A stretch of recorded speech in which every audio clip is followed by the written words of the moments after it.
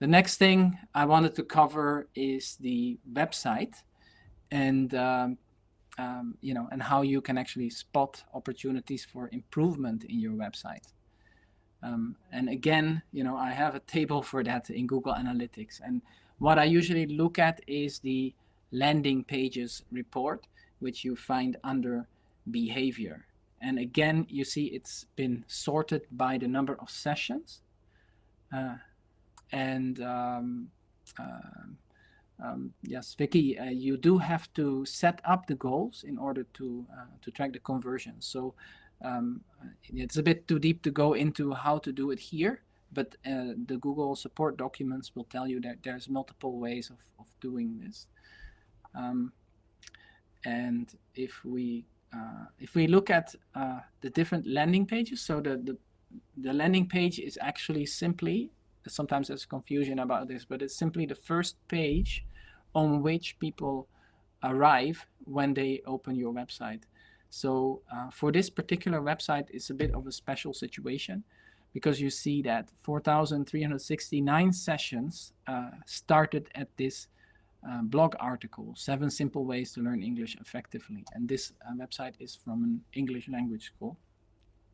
And only 937 people landed on the home page, and then another 600 landed on the courses page. So a bit of an atypical situation, but you can see that these pages perform very differently. Typically, what you get with blog articles is that if they start to rank in Google, and in this case, the article actually ranks for things like learn English or how to learn English effectively, and even in all across the world, it shows up for that, sometimes in first position. So you get a lot of people who are interested in learning English generally, but maybe not so ready yet to take an English course. And besides, this school also doesn't offer language courses all around the world, except perhaps online. So when we noticed that this article was starting to attract a lot of traffic, we realized its conversion rate was close to 0. But with this amount of traffic, even if it doesn't convert as well as the rest of the website, because people who search for an English language school, for example, might end up here, or people who look for an English course might end up on this page. So they're a higher quality kind of audience. So we noticed that, okay, we get a lot of visits and 0 of them convert. What can we do? So what we did is, at the bottom of the article, we put a banner to take them to our to the English school's language level test. So people have to fill in questions to assess their level, and we will tell them what their level is. And then they have a chance to subscribe to the newsletter or to make an appointment for an oral assessment. So that has actually brought a lot of leads that were previously just dropping out of the website after they read the article.